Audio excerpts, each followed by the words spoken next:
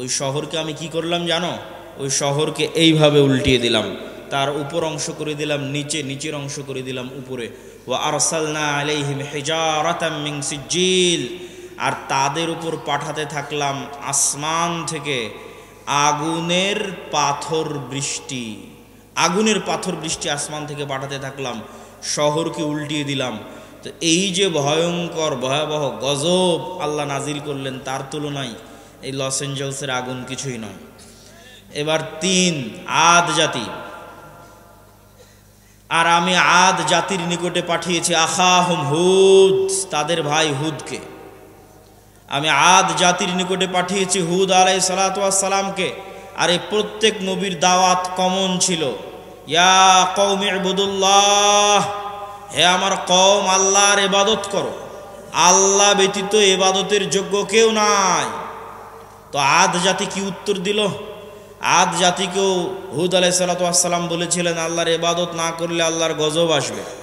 তখন আদ জাতি উত্তরে বলেছিল, মান আশাদ্দু মিন্না কুওয়া, হুদ তুমি আমাদেরকে আল্লাহর আযাবের গজবের ভয় দেখাও। তুমি বলো তো এই পৃথিবীতে আমাদের চেয়ে কেউ শক্তিশালী আছে? আমাদের চাইতে এই পৃথিবীতে কেউ কি শক্তিশালী আছে যে তুমি আমাদেরকে গজবের ভয় দেখাও, আযাবের ভয় দেখাও? তো মজাকের কথা যে আদ জাতির উপর গজব আসবে। যেমন আমাদের কাছে মজাক মনে হতে পারে আজকের পৃথিবীর সবচেয়ে শক্তিশালী রাষ্ট্র ইসরায়েল, সবচেয়ে শক্তিশালী রাষ্ট্র আমেরিকা, তাদের উপর আবার কি আসতে পারে আর তাদেরকে কে আবার ক্ষতিগ্রস্ত করতে পারে? ঠিক যেভাবে আদ জাতি বলেছিল মান আশাদ্দু মিন্না কুওয়া, তখন আল্লাহ বলেছিলেন আওয়ালাম ইয়ারাও, তারা কি জানে না আন্নাল্লাহাল্লাযী খালাকাহুম, যে তারা যতই শক্তিশালী হোক, যতই উন্নত সভ্যতার হোক, তার শক্তি বাড়তে বাড়তে বাড়তে বাড়তে পৃথিবীর মানুষের শক্তি সভ্যতার যদি শেষ সীমায় পৌঁছে যায়, তবুও লাস্ট রেজাল্ট হচ্ছে আল্লাহ তাদের সৃষ্টিকর্তা আর ওরা সৃষ্টিজীব। তো শক্তি কার বেশি হবে? সৃষ্টিকর্তার বেশি হবে। এটাই যুক্তির কথা, এটাই লজিকের কথা। তো আমেরিকা ইসরায়েলের শক্তি যতই বেশি হোক, আল্লাহ সুবহানাহু ওয়া তাআলা আমেরিকা এবং ইসরায়েলের যদি সৃষ্টিকর্তা হন, তাহলে দিন শেষে শক্তি কার বেশি? আল্লাহর বেশি। তখন আদ জাতিকে আল্লাহ সুবহানাহু ওয়া তাআলা ধ্বংস করলেন বিরিহিন সরসরিন আতিয়াহ, প্রচণ্ড ঝড়ো বাতাস এবং প্রচণ্ড ঠান্ডা, প্রচণ্ড ঝড়ো বাতাস এবং প্রচণ্ড ঠান্ডা। আর এই প্রচণ্ড ঝড়ো বাতাস আর প্রচণ্ড ঠান্ডা বাতাস চলল 1 সপ্তাহ ব্যাপী। এবং এই 1 সপ্তাহ ব্যাপী প্রচণ্ড ঝড়ো বাতাসে তারা হয়ে গেল গোড়া কাটা খেজুর গাছের ন্যায়। যারা বলেছিল তারা পৃথিবীর সবচেয়ে শক্তিশালী, তৎকালীন যুগের সবচেয়ে উন্নত, সবচেয়ে সভ্য নগরীকে আল্লাহ সুবহানাহু ওয়া তাআলা ধ্বংস করে দিলেন। এবার আসি সামুদ জাতির কথা। সামুদ জাতির নিকটে আল্লাহ পাঠিয়েছিলেন তাদের ভাই সালেহকে। সালেহ আলাইহিস সালাতু ওয়াস সালাম একই কথা তার কওমকে বললেন, আর তার কওমকে আল্লাহর নিদর্শন হিসেবে পেশ করলেন নাকাতুল্লাহ, আল্লাহর উটনি। এই আল্লাহর উটনি আল্লাহর জমিনে চলবে, তোমরা একে ক্ষতি করার চেষ্টা করিও না, ক্ষতি করলে আল্লাহর গজব আসবে। ওয়ালাহা শিরবুম মালুম, 6 দিন তোমাদের জন্য কুয়ায় পানি পানের, একদিন আল্লাহর উটনির জন্য।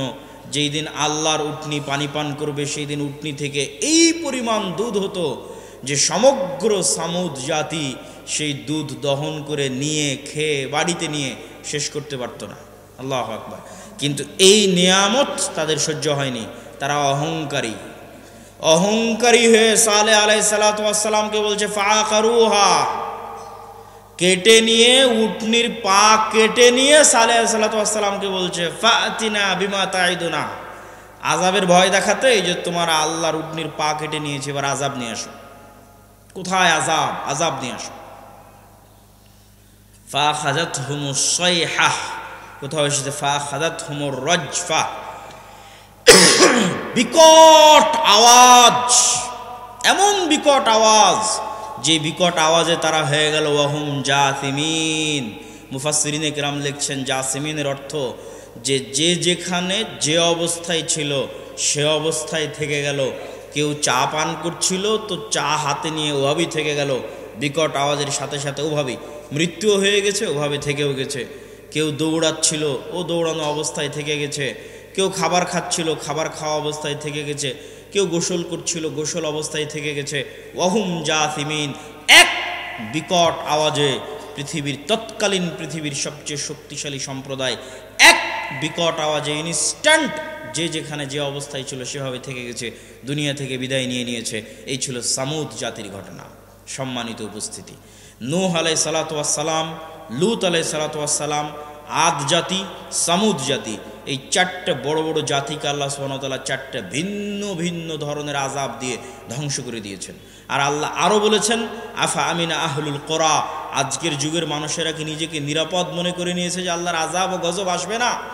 যদি নিরাপদ মনে করে নিয়ে থাকে তাহলে তারা যেন তাদের ভুলকে সংশোধন করে নেয়।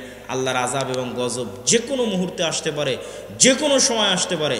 আর লস অ্যাঞ্জেলস ক্যালিফোর্নিয়ায় যে আগুন জ্বলতেছে, এরকম আগুনে যদি সারা পৃথিবীও জ্বলে যায় তবুও হক হবে। এই জন্য হক হবে যে সারা পৃথিবীর মানুষের চোখের সামনে, সারা পৃথিবীর সকল রাষ্ট্রনেতার সামনে, BBC, CNN, Al Jazeera, TV channel, Facebook, YouTube সব লাইভের সামনে 60,000 নিরস্ত্র নিরীহ মানুষকে গাজায় হত্যা করা হয়েছে। সারা পৃথিবীর সব রাষ্ট্রপ্রধান দেখেছে, সারা পৃথিবীর সব মানুষ দেখেছে। সবার পক্ষে সম্ভব ছিল এই মহা হত্যাযজ্ঞ আটকানোর, কিন্তু তারা এই মহা হত্যাযজ্ঞ আটকাতে যায়নি, আটকানোর চেষ্টা করেনি। তাদেরকে এর জবাব দিতে হবে।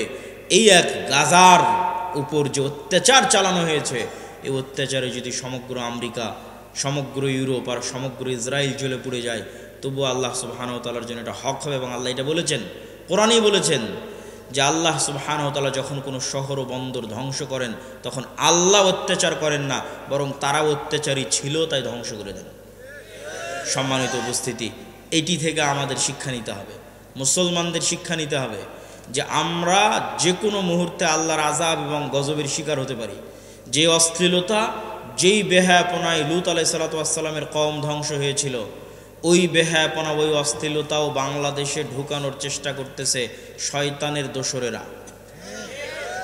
এমনও রাজনৈতিক দল বাংলাদেশে আছে যারা তাদের দফার মধ্যে যুক্ত করে দিয়েছে যে তারা রেইনবো নেশন তৈরি করবে, রংধনু জাতি তৈরি করবে। তো নেলসন ম্যান্ডেলা আফ্রিকায় রংধনু জাতি তৈরি করতে গিয়ে এই লূত আলাইহিস সালাতু ওয়াস সালামের কওমের অশ্লীলতাকে প্রমোট দিয়েছিল। আজকের এই ধরনের রাজনৈতিক দলগুলো আবার পদ তৈরি করেছে, লিঙ্গ সমতা, লিঙ্গ ন্যায্যতা নামে একটা পদ তৈরি করেছে। নাউজুবিল্লাহি মিন যালিক। এর প্রত্যেকটার পিছনের উদ্দেশ্য হচ্ছে ইবলিসের যে স্কিম আছে, শয়তানের যে পদক্ষেপ আছে সেটা বাস্তবায়ন করা। তবে হ্যাঁ, তাদের জন্য অনেক বড় ধাক্কা, এই সমস্ত শয়তানের অনুসারীদের জন্য অনেক বড় ধাক্কা যে তাদের আব্বার দেশে তাদের বিরোধী লোক চলে এসেছে। তার মানে তাদের সবগুলোর আব্বা হচ্ছে আমেরিকা। আর আমেরিকার নতুন প্রেসিডেন্ট ডোনাল্ড ট্রাম্পের প্রথম আদেশ যে পৃথিবীতে তৃতীয় লিঙ্গ বলে কিছু নাই, লিঙ্গ দুইটাই, নারী আর পুরুষ। আমেরিকার জন্য ডোনাল্ড ট্রাম্পের প্রথম আদেশ। তো এত ভয়ঙ্কর আদেশ হওয়ার কারণ, এটার প্রেক্ষাপটও আপনাদের জানা থাকা উচিত। এই সমস্ত যে রাজনৈতিক দলগুলো আছে এদেরকে উত্তর দেওয়ার জন্য জানা থাকা উচিত। সেটা হচ্ছে ইলন মাস্ক। ইলন মাস্কের নিজের সন্তান তার বাপকে বলছে, ইলন মাস্কের নিজের সন্তান তার বাপকে বলছে, আমাকে যদি অপারেশন করে ছেলে থেকে মেয়েতে রূপান্তর না করা হয় আমি আত্মহত্যা করব। নাউজুবিল্লাহি মিন যালিক। ইলন মাস্ক ছেলের জীবন বাঁচাতে অপারেশনের অনুমতি দেয় আর দুনিয়ার মানুষকে বলে যে আমার ছেলে মারা গেছে, এবং তখন থেকে সিদ্ধান্ত নেয় যে এই শয়তানের এজেন্ডা আমেরিকায় উৎখাত করে ছাড়বে সে।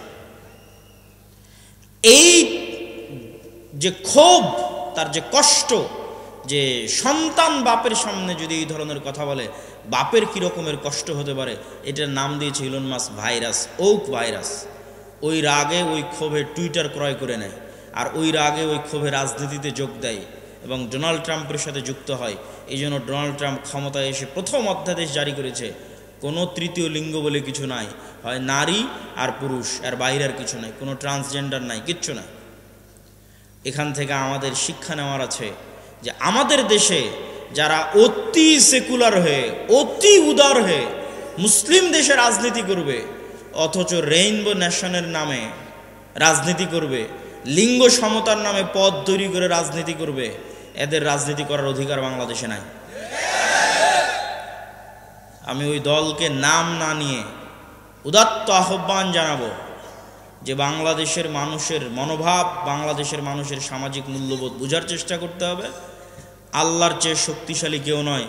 আদ সামুদ জাতি ধ্বংস হয়ে গেছে, নূহ আলাইহিস সালাতু ওয়াস সালামের কওম, লূত আলাইহিস সালাতু ওয়াস সালামের কওম ধ্বংস হয়ে গেছে। অশ্লীলতা ছড়াতে চাইলে ধ্বংস হয়ে যেতে হবে। বক্তব্যের দ্বিতীয় অংশ, বক্তব্যের প্রথম অংশ শেষ, বক্তব্যের দ্বিতীয় অংশ, ইসলামী রাষ্ট্র। ইসলামী রাষ্ট্র প্রতিষ্ঠা করার বিষয়টা এখন বাংলাদেশে অন্যতম একটি আলোচিত ইস্যু। কেউ কেউ মনে করতেছে তারা ভোটের মাধ্যমে, রাজনীতি করে, গণতন্ত্রের মাধ্যমে ইসলামী রাষ্ট্র প্রতিষ্ঠা করবে। অথচ আমরা কোরআন এবং হাদিস পড়ে বুঝতেছি যে আপনি ততক্ষণ পর্যন্ত মুমিন হতে পারবেন না যতক্ষণ না আপনি তাগুতের কাফের না হবেন। আপনি ততক্ষণ মুমিন হতে পারবেন না যতক্ষণ না আপনি নিজেকে কাফের বলে ঘোষণা করবেন যে আমি তাগুতের কাফের।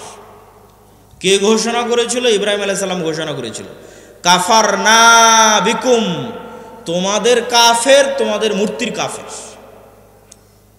ইব্রাহিম আলাইহিস সালাতু ওয়াস সালাম ঘোষণা করেছিলেন তোমাদের কাফের, তোমাদের মূর্তির কাফের, এবং তিনি তার জাতির শিরক থেকে নিজেকে মুক্ত ঘোষণা করেছিলেন। এই জন্য আল্লাহ কোরআনে বলেছেন অমাই ইয়াকফুর বিত্তাগুত, আগে তাগুতকে অস্বীকার করতে হবে, কাফের হতে হবে, ওয়ুমিন বিল্লাহ, তারপর আল্লাহর উপর ঈমান আনবেন।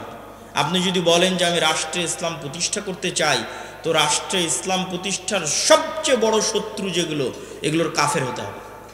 তো রাষ্ট্রে ইসলাম প্রতিষ্ঠার সবচেয়ে বড় শত্রু হচ্ছে গণতন্ত্র, রাষ্ট্রে ইসলাম প্রতিষ্ঠার সবচেয়ে বড় শত্রু হচ্ছে সমাজতন্ত্র, রাষ্ট্রে ইসলাম প্রতিষ্ঠার সবচেয়ে বড় শত্রু হচ্ছে সেকুলারিজম, ধর্মনিরপেক্ষ মতবাদ।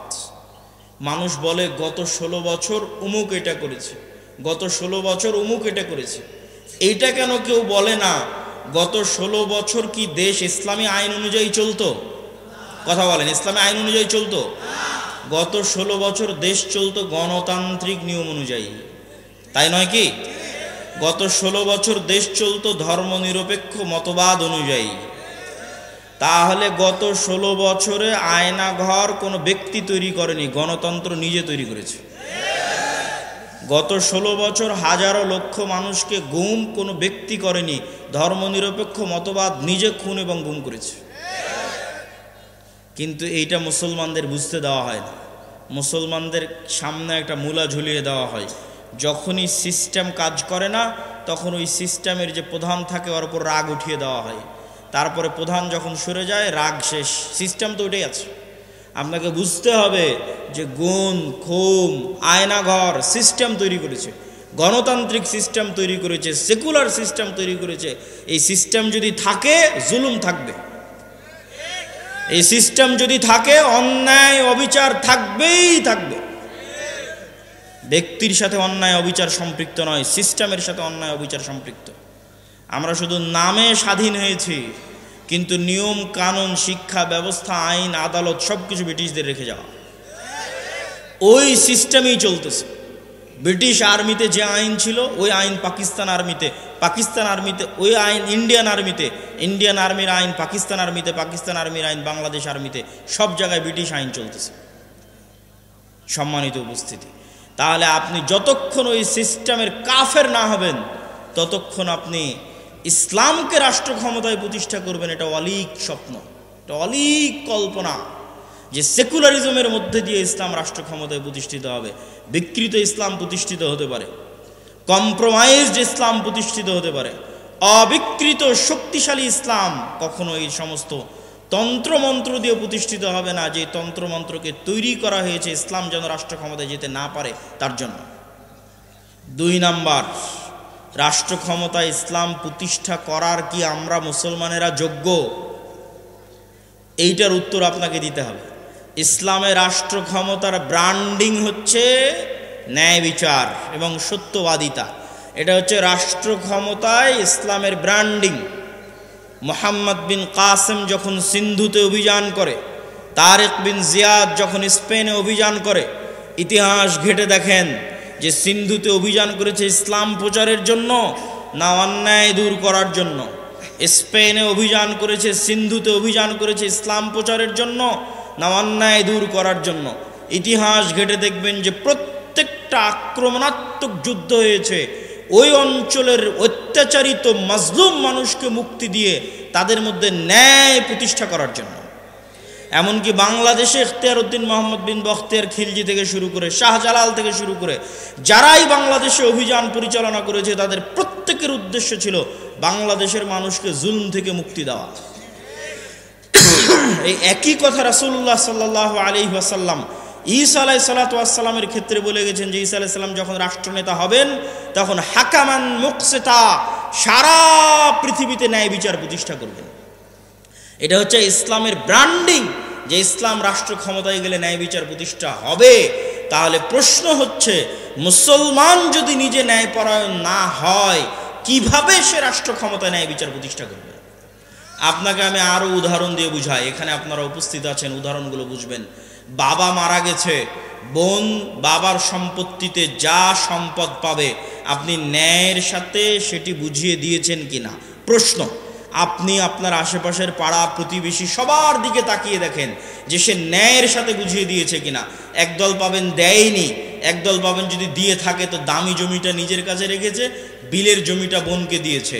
তাহলে এই যে ব্যক্তি যে সামান্য তার পরিবারে তার বোনের উপর ন্যায় প্রতিষ্ঠা করতে পারলো না, ওই ব্যক্তিকে যদি রাষ্ট্র ক্ষমতা দেওয়া হয় তাহলে গত 16 বছর যা দুর্নীতি হয়েছে তার চেয়ে বেশি দুর্নীতি করবে। গত 16 বছর যা জুলম হয়েছে তার চেয়ে বেশি জুলম করবে। ওকে দিয়ে কখনো রাষ্ট্র ক্ষমতা ইসলাম প্রতিষ্ঠিত হবে না, কেননা রাষ্ট্র ক্ষমতা ইসলাম মানে ন্যায় বিচার প্রতিষ্ঠা হবে। তো সে তো দুর্নীতিগ্রস্ত, সে কিভাবে ন্যায় বিচার প্রতিষ্ঠা করবে? আপনি সমাজে তাকিয়ে দেখেন যে প্রত্যেকটা সেক্টরে সেক্টরে, এলাকায় এলাকায়, সমাজে সমাজে যৌতুকের ভিত্তিতে বিবাহ হচ্ছে। যৌতুকের ভিত্তিতে বিবাহ অন্যায়, মানুষের প্রতি অন্যায়। আমি এখন ন্যায় এবং অন্যায় বলতে সালাত সিয়ামের অন্যায় বুঝাচ্ছি না, এক মানুষের সাথে আর এক মানুষের প্রতি অন্যায়। তো যে যৌতুকের ভিত্তিতে যেই পরিবার বিবাহ করছে, যৌতুকের ভিত্তিতে যেই বিবাহে পুরো এলাকা, পুরো গ্রাম, কাজী, আলেম, হুজুর, হাজি সব অংশগ্রহণ করতেছে, এই আলেম, এই কাজী, এই হুজুর আর এই বিবাহকারী পাত্র আর এই বিবাহকারী ছেলে পক্ষ, এদেরকে রাষ্ট্র ক্ষমতায় দেওয়া হলে এরা গত 16 বছরের চেয়ে বড় দুর্নীতিবাজ হবে। কেন? ও সামান্য একটা মেয়ের প্রতি ন্যায় করতে পারছে না, সামান্য তার স্ত্রীর প্রতি ন্যায় করতে পারছে না, তাহলে এটা কেমনে সম্ভব যে সে রাষ্ট্র ক্ষমতায় বসে 16 কোটি 18 কোটি মানুষের প্রতি ন্যায় করবে? অসম্ভব। তো এই জন্য যদি মুসলমানেরা বলে যে আমাদের রাষ্ট্র ক্ষমতা দরকার, তাহলে মুসলমানদেরকে আগে উন্নত পার্সোনালিটি, উন্নত ব্যক্তিত্ব এবং ন্যায় পরায়ণ যে ব্যক্তিত্ব যা নবীদের ছিল, যা রাসূলদের ছিল, সেই ন্যায় পরায়ণ ব্যক্তিত্ব অর্জন করতে হবে, ন্যায় বিচার প্রতিষ্ঠা করার সক্ষমতা অর্জন করতে হবে। আপনি ইসলামী দলে যান, সংগঠনে যান, মসজিদে যান, মাদ্রাসায় যান, যত বিভেদ বিভক্তি আছে সেখানে যান, প্রত্যেকটা জায়গায় দেখবেন অন্যায় জড়িত। ইসলামী দলের আমির ওই কর্মীকে পদ দিয়েছে যে বেশি চামচামি করে, আর যে রাখি বের করে দিয়েছে। তাহলে সে তার দলে ন্যায় প্রতিষ্ঠা করতে পারেনি, ও রাষ্ট্রে কিভাবে ন্যায় প্রতিষ্ঠা করবে? জালেম। জুলম কখনো ইসলামী রাষ্ট্রের মানদণ্ড হতে পারে না, ন্যায় ইসলামী রাষ্ট্রের মানদণ্ড।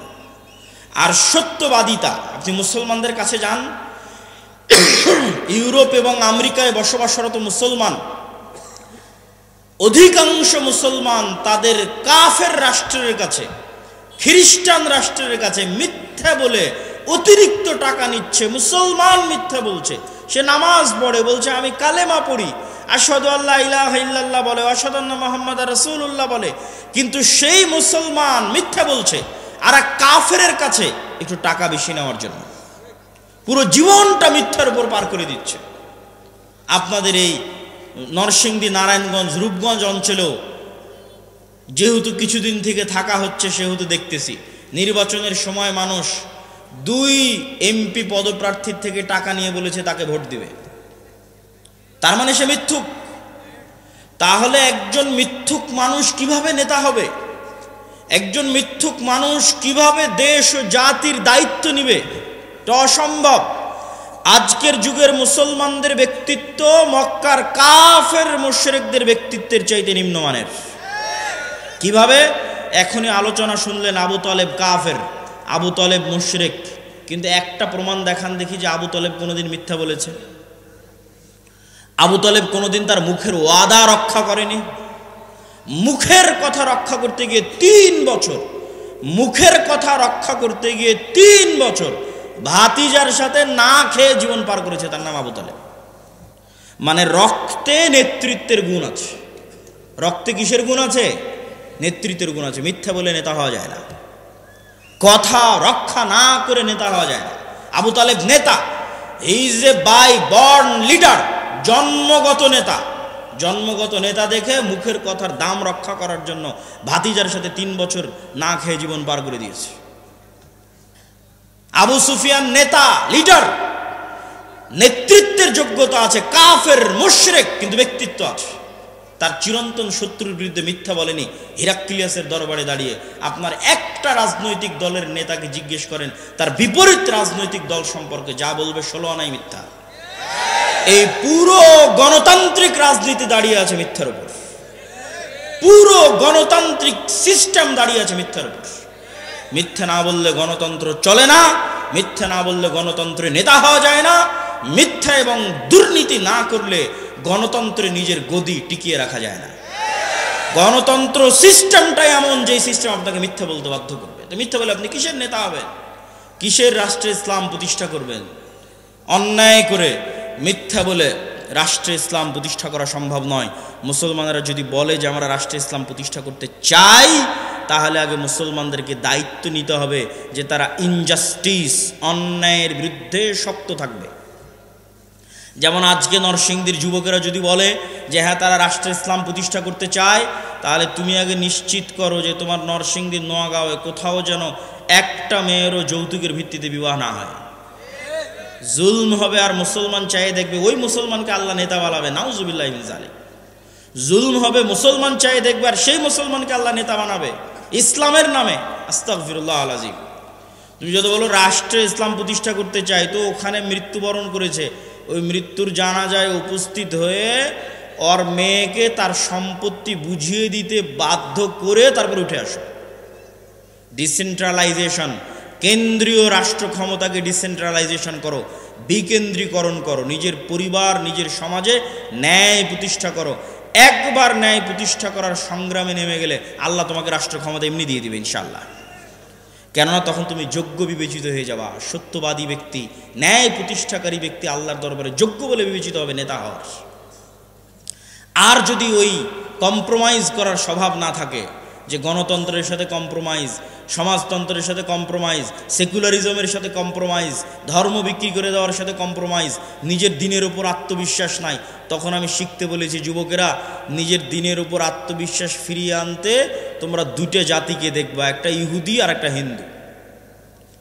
দূরের কথা বাদ দিলাম, আজকে পার্শ্ববর্তী দেশ ভারতের কথাও যদি ধরি, যে বিজিবি এবং বিএসএফ এর সীমান্তে যে গন্ডগোল, এই গন্ডগোল নিয়ে ফেসবুকে যুবকেরা লেখালেখি করছে, হাসি ঠাট্টা ট্রল করছে যে ভারতের হিন্দুরা গরুর মূত্র পান করে। এটা নিয়ে হাসি ঠাট্টা এবং ট্রল। তো আমার কথা হচ্ছে, ভারতের ওই হিন্দু যে গরুর মূত্র পান করে, আর গরুর মূত্র পান করা একটা ভ্রান্ত কাজ হলেও এই ভ্রান্ত কাজের উপর ওর বিশ্বাস কত অটল, ওর বিশ্বাস কত অবিচল, যে একটা ভ্রান্ত কাজকে রাষ্ট্রে পর্যন্ত প্রতিষ্ঠিত করেছে। আর তুমি কত বড় মরদ, কত বড় সাহসী যে তোমার নবীর সুন্নাত না তোমার জীবনে, না তোমার বাড়িতে, না তোমার পরিবারে, না তোমার রাষ্ট্রে। তো তুমি কিসের সাহসী, কিসের বীর পুরুষ? বীর পুরুষ সেই যে তার নিজের দিনের উপর অটল। ইহুদিদেরকে দেখে আসো যে তার দিনের কোনো একটা বিষয়ে ছাড় দেয় কিনা। সারা পৃথিবীতে সুদী অর্থনীতির গুরু তারা, অথচ নিজেরা কোনোদিন সুদ নেয় না, নিজেরা কোনোদিন সুদী লেনদেন করে না। কেন? তারা জানে সুদ মানুষকে গোলাম বানায়, সুদ মানুষকে কৃতদাস বানায়। আল্লাহর নবী নিজে সুদ মানুষকে যে গোলাম বানায়, কৃতদাস বানায়, তার দলিল দিয়ে গেছে। আপনি বলবেন কিভাবে, কোথায় দলিল? জি আমি দলিল দেখাচ্ছি। তার আগে বলে নেই, বাংলাদেশের মুসলমানদের সমাজগুলোতে যদি যাবেন তাহলে এনজিও আর ক্ষুদ্র ঋণে পরিপূর্ণ। তাহলে এই যে এনজিওর মাধ্যমে কিস্তির ভিত্তিতে ক্ষুদ্র ঋণে যুক্ত হয়ে গেছে, ও গোলাম হয়ে গেছে। ও জীবনে কোনো দিন আর নেতা হতে পারবে না, কোনো দিন না। কিভাবে গোলাম হয়ে গেছে? রাসূলুল্লাহ সাল্লাল্লাহু আলাইহি ওয়াসাল্লাম যখনই দোয়া করতেন, আল্লাহর কাছে পরিত্রাণ চাইতেন কর্জ থেকে, আল্লাহুম্মা ইন্নী আউযু বিকা মিনাল মা'সামি ওয়াল মাগরাম, আল্লাহ কর্জ থেকে পরিত্রাণ চাই। আল্লাহর নবীকে জিজ্ঞেস করা হলো, কেন কর্জ থেকে পরিত্রাণ চান এত?